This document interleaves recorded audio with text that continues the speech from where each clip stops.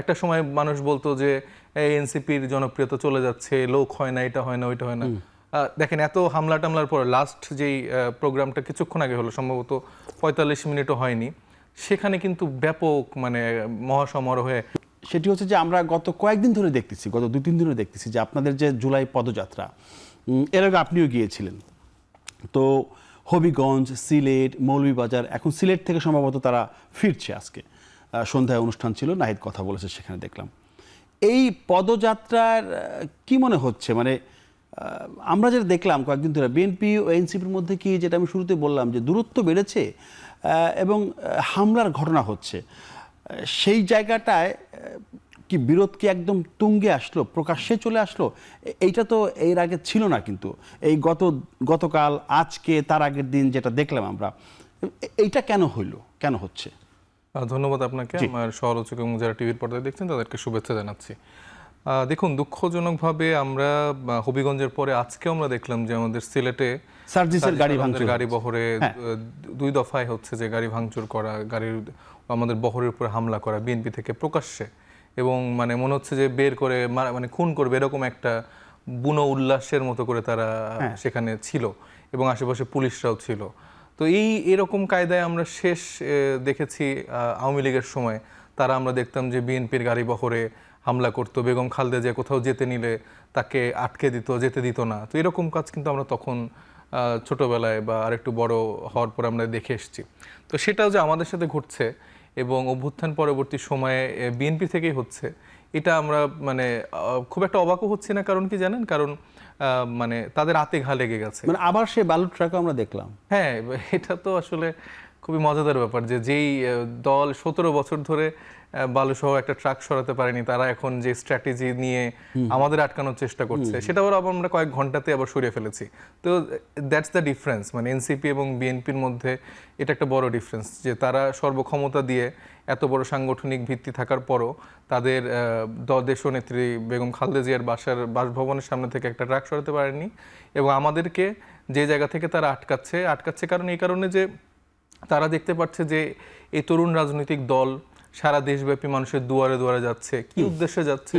তারা যাচ্ছে এই যে গণভোটের যে রায় যে আসছে, সেটা বাস্তবায়নের জন্য সেই ম্যান্ডেটটা যে জনগণ দিল, সেটা যে বাংলাদেশি মানুষের তারা প্রতারণা করছে, এই বিষয়গুলো তুলে ধরছে, এবং এই সংস্কারের আলোকে আসলে বাংলাদেশের মানুষের ভাগ্য পরিবর্তনগুলো কিভাবে হতে পারতো, সার্বিকভাবে এই আলোচনাগুলো তো উঠছে। মানে আমরা মানবাধিকার কমিশনের স্বাধীনতার জায়গাটা, গুম কমিশনের বলেন বা সংস্কারের দিক দিয়ে যেই বিষয়গুলো ছিল সেগুলো নিয়ে আলোচনা হচ্ছে, দুর্নীতিবাজ, চাঁদাবাজ, এবং আরও গুরুত্বপূর্ণভাবে এলাকার মানে স্থানীয় যে সমস্যাগুলো, সেগুলো নিয়ে আমরা খোলামেলা আলোচনা। প্রশ্ন হচ্ছে যে দেখেন, বিএনপিও জুলাইয়ের আলোকে দেশ চালাতে চায়, আপনারা জুলাইয়ের আলোকে দেশ গড়তে চান, বিএনপিও নতুন রাজনৈতিক বন্দোবস্ত চায়, আপনারাও চান, ক্লাশটা কেন হচ্ছে?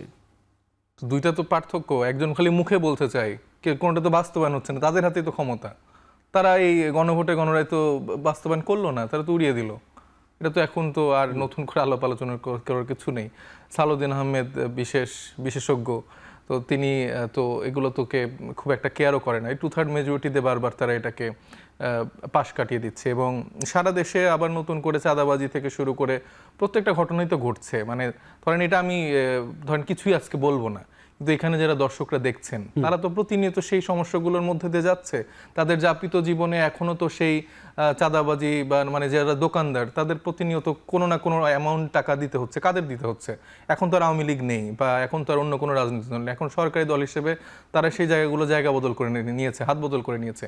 তো এই সমস্যাগুলো যখন এনসিপি যে বলছে, এটা তো জুলাইয়ের চেতনার বিপরীতের একটা জায়গা ধারণ করে, এবং বিএনপি সেটা মুখে মুখে বলছে, কিন্তু কাজ তারা করছে ওই চোর বাটপাটদের মতো। এখন ব্যাপারটা হয়ে গেছে যে যখন আমরা এই মানে সরাসরি চোরকে চোর বলছি, বাটপারকে বাটপার বলছি, বালুখোরদের বালুখোর বলছি, ওইটা তখন তাদের গায়ে লেগে যাচ্ছে, এবং সেটা তারা একদম দল বল মিলে আমাদেরকে এখন মোকাবেলা করার জন্য হন্যি হয়ে দাঁড়াচ্ছে। এবং একটা সময় মানুষ বলতো যে এনসিপির জনপ্রিয়তা চলে যাচ্ছে, লোক হয় না, এটা হয় না, ওইটা হয় না।